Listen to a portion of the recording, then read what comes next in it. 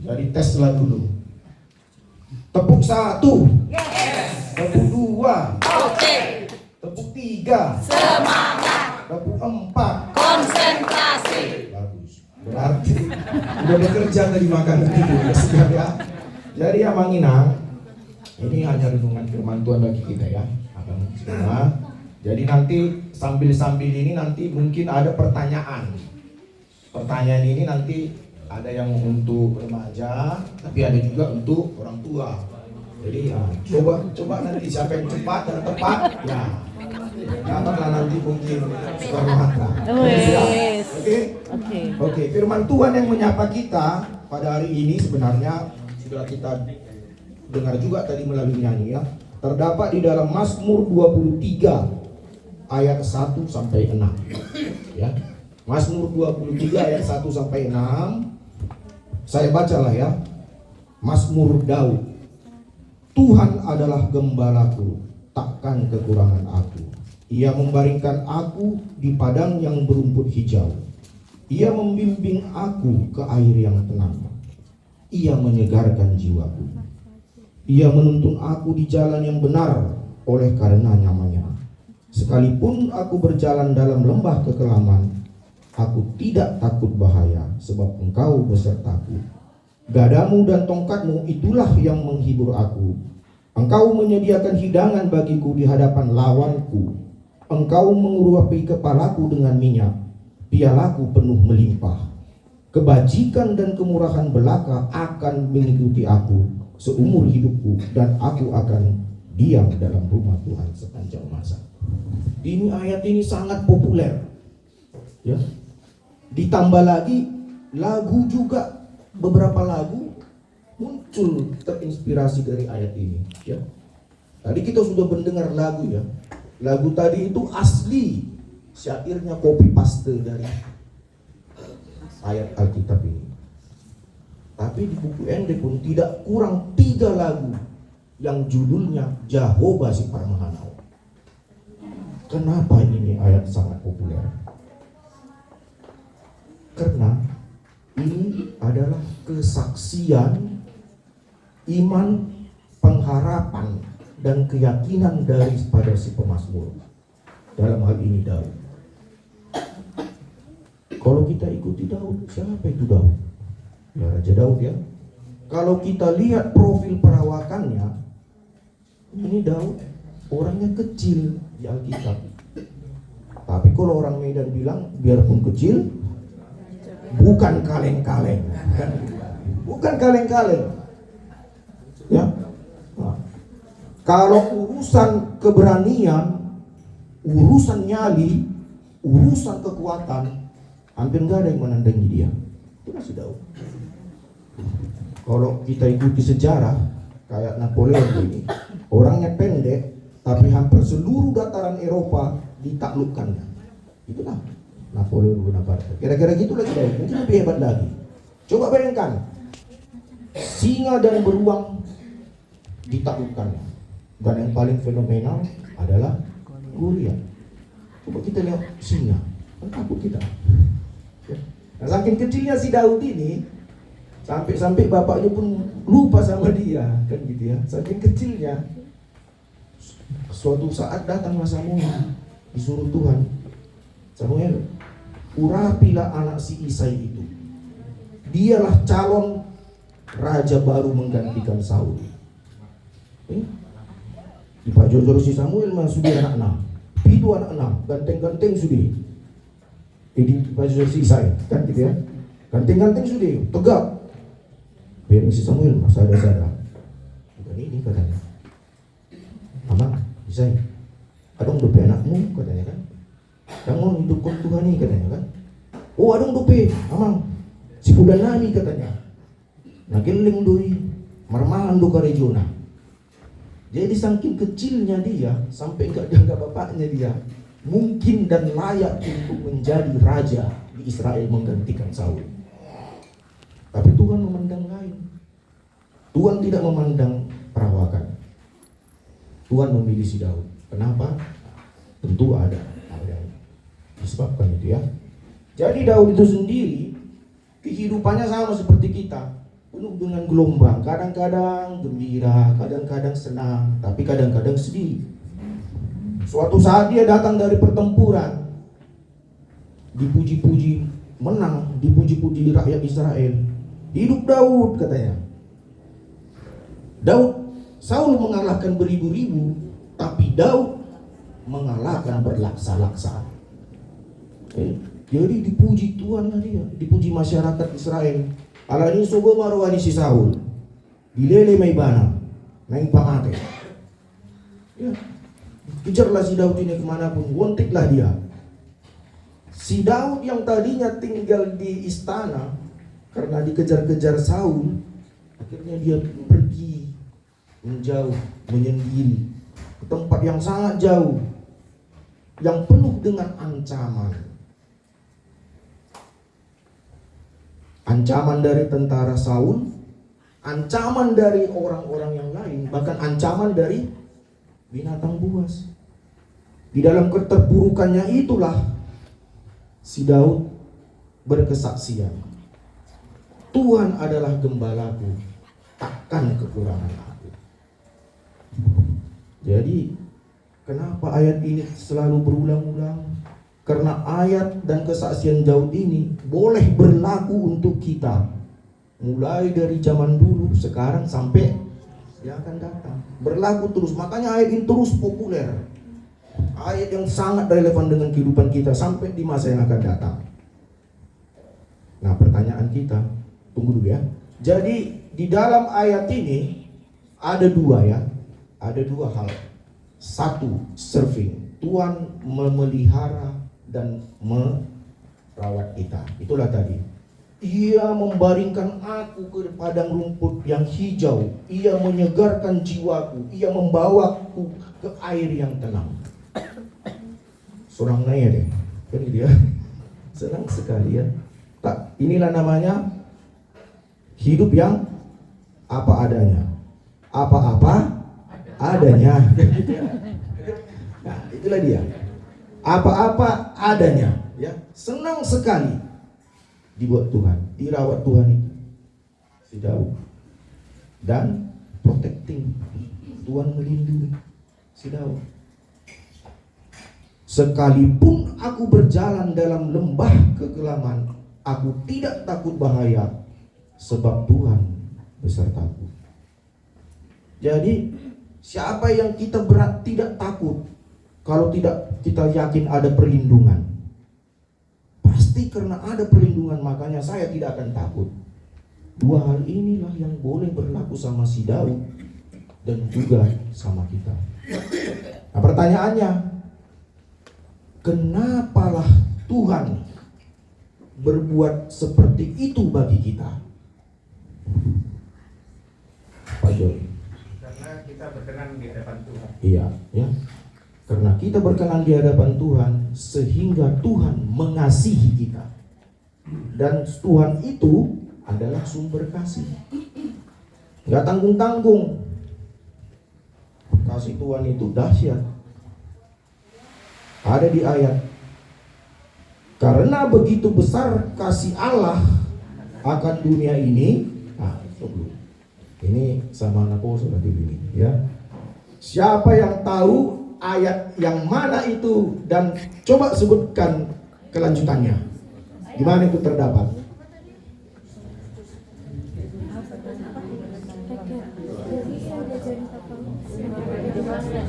Gimana itu? Apostol tapi ya. Oke, Samuel. Yohanes 3 ayat 16. Ya. Isinya. Isinya. Karena begitu besar kasih Allah akan dunia ini, sehingga Ia telah menjadikan supaya orang yang percaya kepada-Nya. Bagus. Dapat sepeda. Dalam bentuk gambar. Oke lah. Ya, bagus ya. Nah, ya. Itu pentingnya. Jadi itulah, karena begitu besar kasih Allah akan dunia ini, sehingga Ia mengaruniakan anaknya yang tunggal, supaya setiap orang yang percaya tidak binasa, melainkan beroleh hidup yang kekal. Enggak tanggung-tanggung. Tuhan datang ke dunia ini bukan hanya menasihati kita dan mengajar kita yang baik, jangan begini, jangan begitu, bertobat kan gitu. Malahan Tuhan menanggung dosa-dosa kita. Apa yang seharusnya diberlakukan bagi kita berupa hukuman, Tuhan yang tanggung di kayu salib, ditebus Tuhan. Kalau kita belum tentu ya kasih kita ya. Misalnya kita ada anak kita datang, Pak, aku udah bersalah ini Pak, katanya. Kenapa? Misalnya udah korupsi minyak katanya. Itu kan pertalite jadi pertamax gitu kan. Jadi udah ketahuan aku terdapat aku katanya. Jadi neng dihukum mau 20 tahun, manang seumur hidup kan gitu kan. Apa kita bilang? Aku baru mama katanya. Yalah, bertobatlah kau mama. Jalanilah hukumanmu kan gitu kan. Mudah-mudahan ya kau selesaikan hukumanmu, ketemulah kita lagi dalam lembaran yang baru kan gitu kan. Mau kita membilang biarlah aku yang menjalani 20 tahun itu, mau kita membilang begitu atau seumur itu, belum tentu. Tapi Tuhan Yesus karena kasihnya sama kita, dia mau mewakili kita untuk jadi kurban. Itulah kasih Tuhan kepada kita. Jadi sebenarnya Tuhan adalah gembalaku, takkan kekurangan itu sebenarnya cerita tentang kasih. Nah, kalau kita ikuti dalam terjemahan Kamus Besar Bahasa Indonesia, apa itu kasih? Kasih itu adalah perasaan sangat menyayangi, perasaan sangat mencintai, dan sangat menyukai. Itulah definisi kasih. Ada beberapa macam kasih berdasarkan hubungan. Ada beberapa macam kasih berdasarkan hubungan. Itu tadi kasih agape hubungannya ya, storge, filia, dan eros. Itu berdasarkan hubungan. Itu yang kita ketahui seringnya. Tapi sebenarnya di Alkitab jelas disebutkan bagaimana kasih itu. Marilah kita buka di 1 Korintus 13 ayat berapa? 5 sampai seterusnya, sampai 8 kali.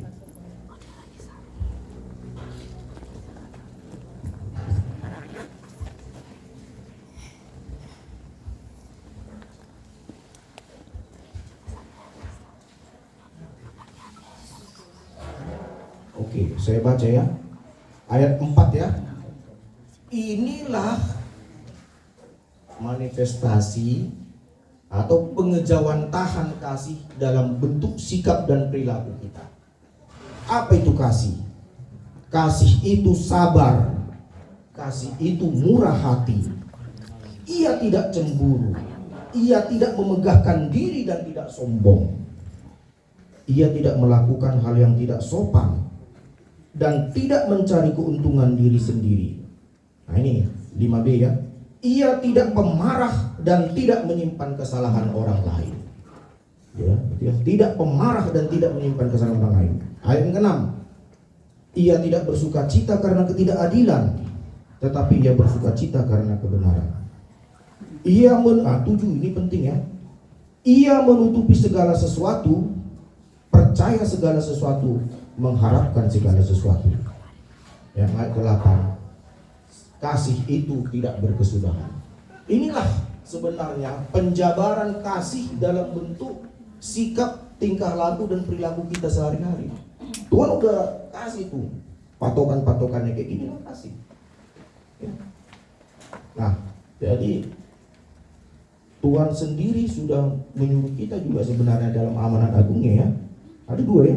Nomor 1, kasihilah Tuhan Allahmu dengan segenap hatimu, dengan segenap pikiranmu, dan segenap akalmu. Yang kedua, kasihilah sesama manusia seperti dirimu sendiri. Inilah sebenarnya tentang ajaran kasih itu. Jadi kembalilah kita. Namarha Anggi, Umuan Atambon Mutiara Gading. Ya. Kadang-kadang kasih inilah sebenarnya yang perlu kita pupuk di dalam kehidupan kita berkelompok ini, yang bersaudara ini, terutama di Mutiara Gading ya. Nah, terutama di Patambur lah. Ini auto koreksi lah bagi kita ini ya. Kalau kita ikuti Patambur kita, terutama Patambur Indonesia, ya. Patambur Indonesia itu kan sekarang terbelah 2, kan gitu ya. Perbedaan pendapat. Semua mengatakan saya punya lah yang benar. kamu salah. Sana juga bilang begitu. Ya, semua benar, semua salah. Jadi, ya oke lah.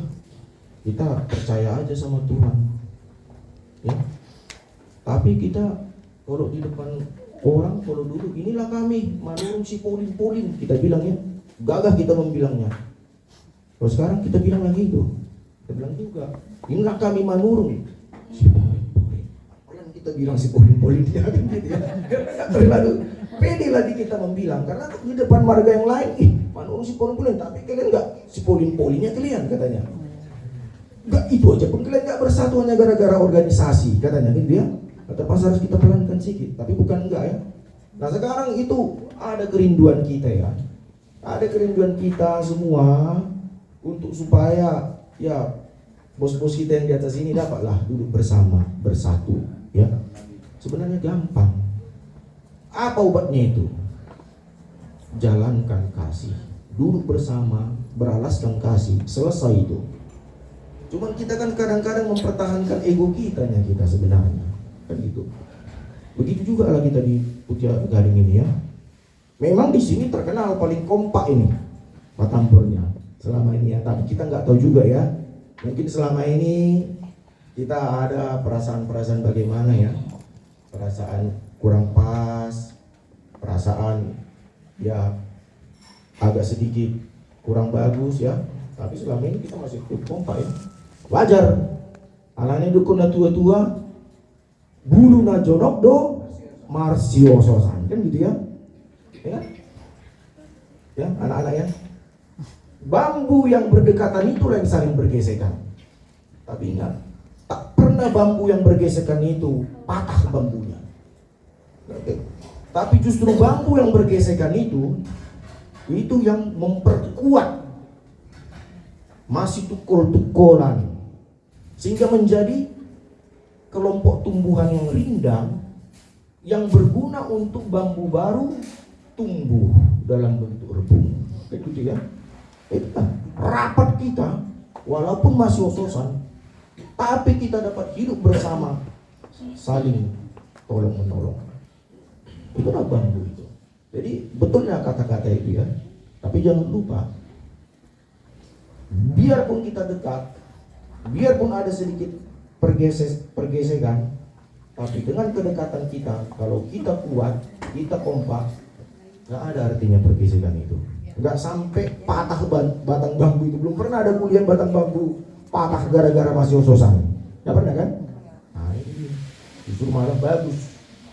Nah jadi itulah kita di tahun yang baru itu, di tahun yang baru ini, kurang tahu, inilah harapan dan doa kita ya. Harapan doa kita agar Tuhan selalu menumbuh suburkan kasih itu di dalam diri kita. Ayat ke-7 tadi, kasih itu apa tadi? Ayat ke-7 ya. Ia menutupi segala sesuatu, termasuk kesalahan.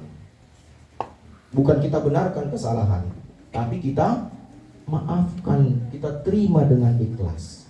Dan bukan kita lupakan ya. Jadi memaafkan itu bukan urusan melupakan ya. Nggak boleh dilupakan kesalahan. Tapi kita terima dengan ikhlas. Segini, saya ngomong nih canda sama abang ini kan gitu ya. Tiba-tiba sorry bangnya tiba-tiba ngamuk-ngamuk abang ini di depan umum kan nggak enak perasaanku kan gitu ya. Adalah dia.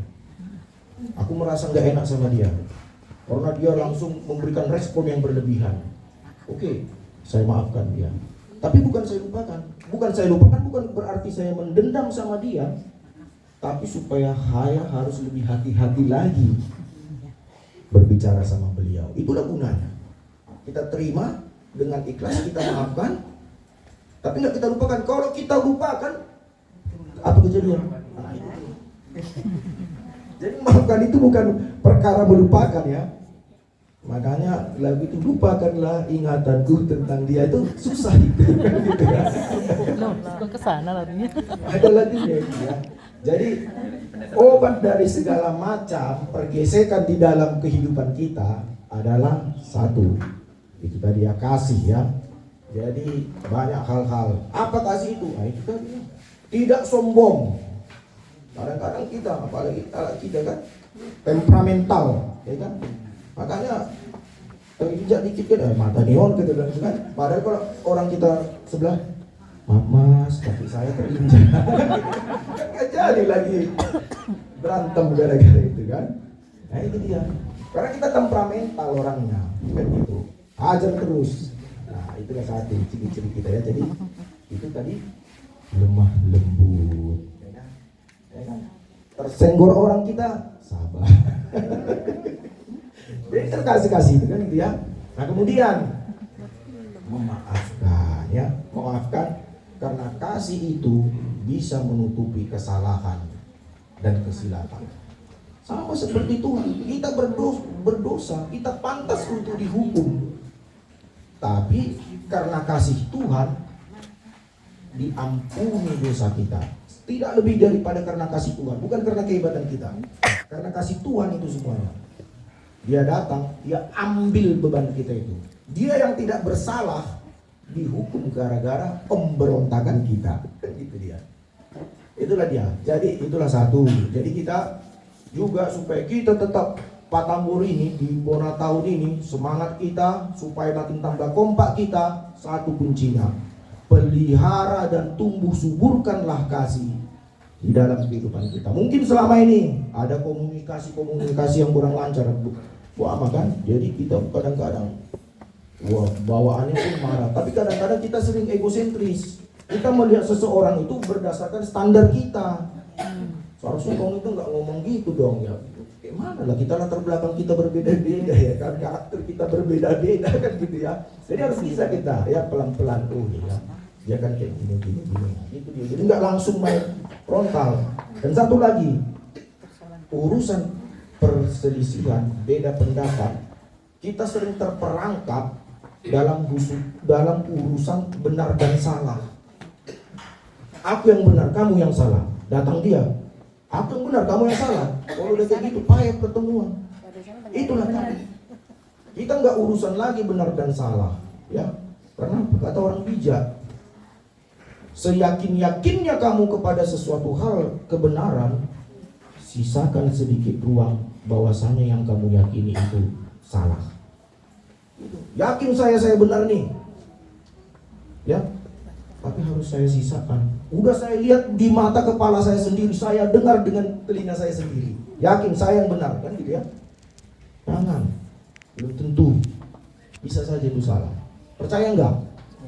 Buktinya ada orang tampil di depan kan, diambilnya kopi, lihat kosong, taruh di situ bunga. Habis itu yang dikeluarkan burung merpati, kan langsung di depan mata kita itu kan. Oh, kan betul kita dibunuh. Tapi setelah ditunjukkan caranya, baru kita sadar betulnya dia, mataku nya rupanya yang salah. Perbinegat udah salah, kan gitu kan. Ada orang masuk ke peti, ditusuk, ya. Tiba-tiba diambil, dibuka, sehat dia. Jadi itu sudah ya. Jadi mata kita, telinga kita boleh salah. Makanya seyakin-yakinnya kita, apa yang kita dengar, apa yang kita lihat belum tentu itu benar. Karena kebenaran hanya milik Tuhan, standarnya standar Tuhan. Nah, ketika kita membuka ruang bahwasannya saya ini mungkin salah, berarti tidak absolut benar. Kan gitu, tidak absolut benar. Nah, disitulah ada ruang-ruang untuk perdamaian. Kan gitu ya, untuk perdamaian. Jadi itu dulu konsepnya. Jadi kita pun ya, kadang-kadang kita juga ya, termasuklah juga mengenai yang di atas ini, ada juga ada imbasnya dikit-dikit sama kita, kan gitu ya. Mungkin di Patambor yang lain ini udah crash, kan gitu ya. Nah, pesan Tuhan sama kita di Bona tahun ini, biarpun yang di atas itu istilahnya masih os-osan, nah kita os-osannya janganlah terlalu sampai lecet, kan gitu ya. Tetaplah kita kompak, pintar-pintarlah kita meramunya ini supaya kita tetap Mutiara Gading ini kompak. Karena kita ketemu di sini pun bukan karena kebetulan. Tuhan yang merencanakan kita bertemu di sini. Kita kenal, kami dulu dari Kabanjaya sana, kan gitu ya. Pindah kami sini, masuk kami ke Mutiara Gading. Dulu kami ke situ juga pertama kali masuk, kami udah masuk ya kami ke Patambur situ. sama abang ini. Cuman karena jauh, itulah kami ke sini. Itulah dulu alasannya kan. Tapi bukan karena jauhnya, karena memang Tuhan menyuruh kami. Udah di sini lah yang lebih cocok katanya. Mantap itu. Gitu ya. Nah, oke, ya, itu satu. Jadi harus saling memaafkan, harus saling masih tukul-tukulan, saling tolong-menolong. Dan yang ketiga, satu lagi. Jadi ada penelitian, ya. Ternyata kita ini berkonflik kebanyakan gara-gara mulut. Makanya kata orang tua, jolo didilat, dila asa bibir, ya. Oh ya. Jolo didilat bibir asa anak kata. Apa? Sebelum kita menyampaikan suatu kata-kata, berpikir dulu kita, benar enggak kata-kata ini? Yang kedua, perlu enggak ini saya sampaikan? Hebat orang tua kita zaman dulu itu, ya. Jadi kebanyakan kita ini ya, hanya gara-gara kata-kata kita berselisih paham. Nah, ini satu. Dan yang keempat lagi, ya, janganlah temperamental. Ya, memang kita karakter kita orang Batak, Iseoro kan gitu kan. Ayo udah sebenarnya kita nggak boleh, ya. Jangan sombong, ya. Kalau nggak ada aku, nggak ada di Patambor ini, nggak boleh kayak gitu, ya.